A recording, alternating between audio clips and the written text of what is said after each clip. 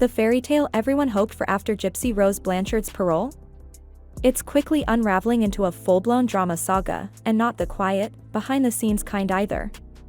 Just days after she was officially off parole, everything about her life, her choices, and most noticeably, her relationships, started shifting. One connection in particular, her long-standing, deeply emotional bond with Kristy, has seemingly come to a crashing halt, and the way it's all playing out? Public, loud, and incredibly personal. Kristy wasn't just some side character in Gypsy's journey, she was the woman who stood by her through parole, helped guide her into the world after incarceration, and defended her fiercely. She testified for her, welcomed her into her home, and was consistently seen as a mother figure during a time when Gypsy was rebuilding her identity. But now, it's as if that entire chapter has been deleted. The moment Gypsy's ankle monitor came off, her energy shifted completely. There was no soft landing, no moment of reflection, no quiet dinners with close friends. She went straight into full-blown party mode.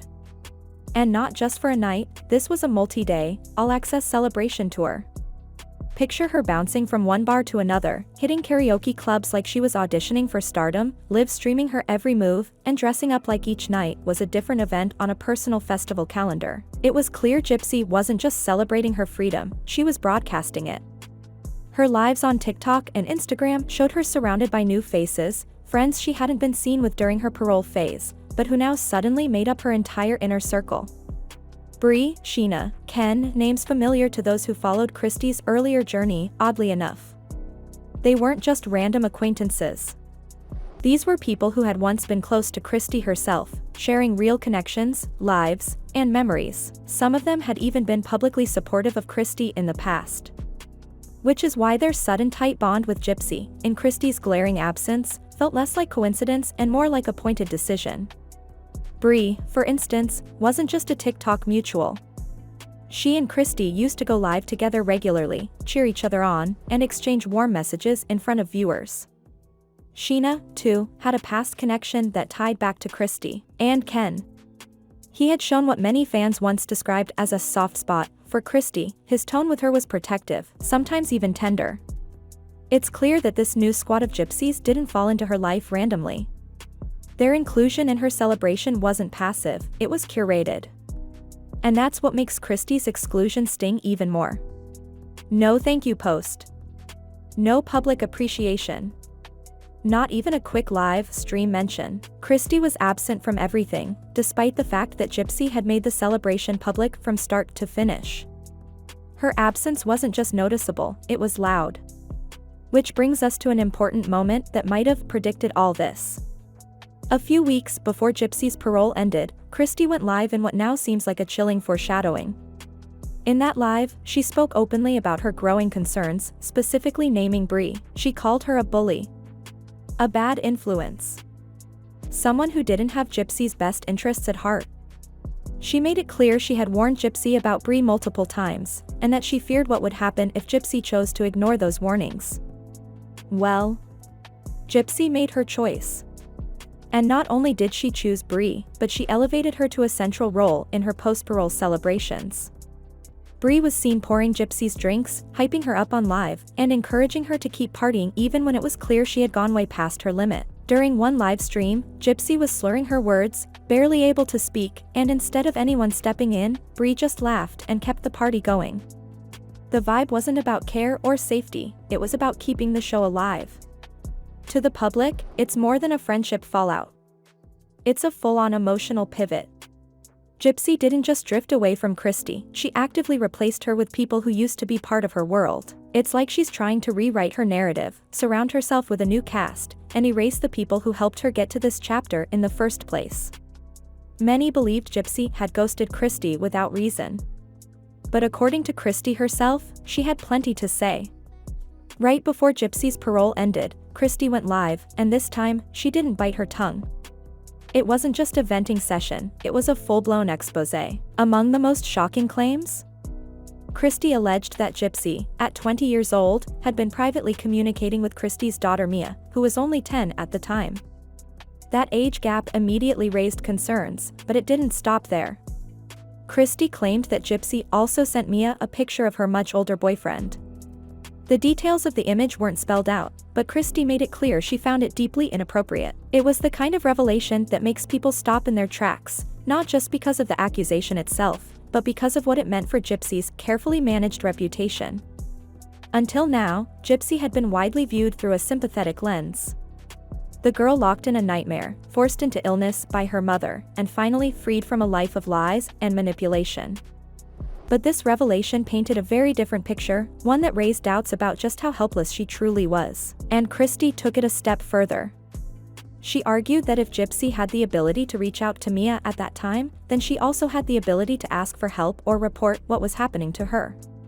In Kristy's eyes, this challenged the very foundation of Gypsy's abuse narrative. The internet didn't know how to react. This wasn't just drama, it was the kind of accusation that forces people to reevaluate everything they thought they knew. And just when it seemed like Kristy had said enough, she added even more fuel to the fire. She brought up Gypsy's finances, accusing her of lying about being broke. Kristy claimed that Gypsy told people she only had $50 in her account, but in reality, she had earned money from TV shows and media deals and was sitting on a quiet stash. When asked to donate to someone in need, she reportedly refused, claiming she couldn't afford it, something Kristy says just wasn't true. But the most controversial moment of Kristy's live stream came when she compared herself to Dee, Gypsy's mother, the very woman Gypsy helped kill. Kristy said that in some ways, Dee had been a better mother to her own daughter than Kristy had been to Mia. That statement sent shockwaves. Whether she meant it figuratively or not, the implication shook people. To praise Dee, even in part, after everything that had been revealed about her abuse, felt like a betrayal, not just of Gypsy, but of the whole narrative that the world had embraced. And here's the kicker, Kristy didn't wait until things were private to drop this information. She said it publicly on live stream, just days before Gypsy's parole ended. At a time when Gypsy should have been preparing for her fresh start, she was being dragged through the mud by the very person the world once saw as her rock. So when Gypsy finally walked away, she did it with finality. The moment her parole ended, she left Kristy and Rod's home without hesitation. No goodbye post, no acknowledgement, no thank you. She packed her things, moved in with Ken, and never looked back. No subtle fade out, just a clean, quiet break. During her parole, Gypsy was required to live with Kristy. That home wasn't just a place to stay, it was part of her legal agreement. But the second she was free to choose for herself, she made it clear she wanted out. Not just physically, but emotionally too. She didn't say a word. She didn't need to. Her silence said it all. In the end, what many saw as a touching mother-figure dynamic between Kristy and Gypsy may have always had conditions attached. Beneath the smiles, the live streams, and the public support, there may have been an unspoken agreement: you help me look good, and I'll help you stay relevant. Gypsy needed stability, a supportive voice, and someone to vouch for her during a sensitive period. Kristy filled that gap. But it seems she had her own motivations too: access to Gypsy's platform, the attention that came with it, and the power to shape public opinion. Kristy's role in Gypsy Rose Blanchard's life was never just about support, it came with its own set of benefits. Being closely tied to one of the most talked about figures in true crime gave Kristy more than just proximity to the spotlight. It gave her attention, influence, and a steady stream of engagement online. Her involvement in Gypsy's post-prison journey meant more than just emotional support, it meant live stream traffic, a growing follower count, and a recurring spot on a family-centered TV show that followed Gypsy's re-entry into the world. The connection gave Kristy credibility in the true crime community. She went from being seen as a concerned stepmother to someone viewers recognized as part of the core narrative. But now, with hindsight, a lot of those viral moments seem a little too polished to be real. Take the courthouse confrontation with Ryan, it once felt raw and dramatic, but now it plays like something made for an audience. Same goes for the countless live streams, always filled with intense fights, tears, and sudden truth bombs, all of which just so happened to unfold in front of the camera. Then there was the now infamous Ivory Rose incident, where Kristy called police on someone allegedly driving by their house. Later, it turned out that person was a friend of Gypsy's. The more you look back, the more those scares feel scripted. It wasn't fear, it was a storyline. All of it, in hindsight, feels curated. Designed to keep eyes on the family, to stir emotion, to keep the narrative moving. And it worked until the spotlight started to dim. The show seems to be paused. Any obligations to maintain a camera-ready image appear to have ended, and, most importantly, Gypsy's parole is officially over. She no longer has to live under Kristy's roof or maintain a connection that no longer serves her. Now, with no pressure to keep up the performance, the cracks that were once covered by rehearsed smiles and matching outfits are finally visible. The truth is, the relationship was never as simple or heartfelt as it appeared. Without the cameras rolling, there's nothing stopping either of them from letting the mask slip, and that's exactly what's happening. Reports from locals say the home Kristy and Rod shared with Gypsy was never peaceful. Neighbors recall hearing shouting coming from inside the house often, loud enough that it spilled onto the street. Some even said the police were called at least once. These weren't the kind of arguments that stay behind closed doors. These were full-blown clashes. And they were frequent. Then came one of the more public red flags, Gypsy airing out Kristy and Rod's marriage issues online. She didn't hold back. She exposed deeply personal problems, even hinting at near breakups. For her to put that out for everyone to see, knowing how sensitive it was, didn't seem like a slip, it felt calculated. A response.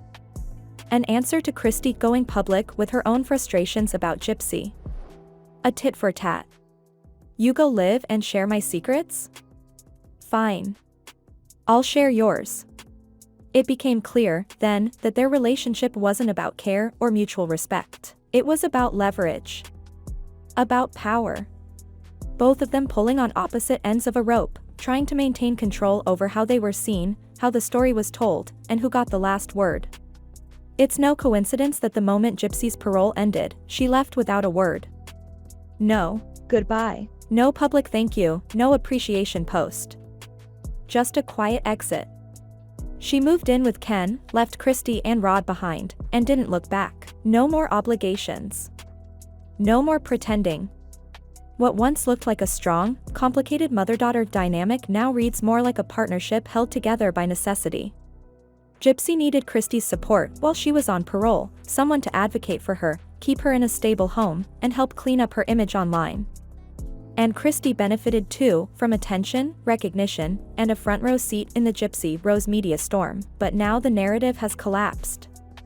The story arc has ended. And in the silence that's followed, it's obvious what's been left behind: two women who were never as close as they pretended to be. Their connection was built on mutual need, not mutual love. And when those needs faded, so did the relationship. No grand finale. No dramatic blowout. Just a quiet, cold unraveling. The lives are over. The curated posts have stopped. And all that's left is the truth they can't edit or filter, a bond that was more about performance than genuine connection. Now that the audience has moved on, so have they. Maybe the quiet between Gypsy and Kristy isn't peace, it's distance, maybe even regret, carefully disguised as silence. From the outside, their relationship might have looked close, even supportive. But dig a little deeper, and it becomes clear, this wasn't a bond formed from emotional connection. It was about convenience, about timing, and about what each of them could offer the other in the moment. Their alliance was built during a time when both had something to gain. Kristy provided structure, shelter, and public support. Gypsy brought attention, relevance, and an audience. It worked for a while. But now that the spotlight has dimmed, and the obligations are off the table, there's no reason to keep the performance going. Whatever kept them orbiting each other has fallen apart. Now, they've gone their separate ways. Maybe they're licking wounds. Maybe they're quietly relieved. Or maybe the silence is just the calm before the next wave of chaos. But hey, that's just how I see it. What about you? Do you think this split is final? Or will they cross paths again when the cameras start rolling? Because if history tells us anything, this story isn't finished. Leave your thoughts below, hit that like button, and make sure you're subscribed. You won't want to miss what happens next.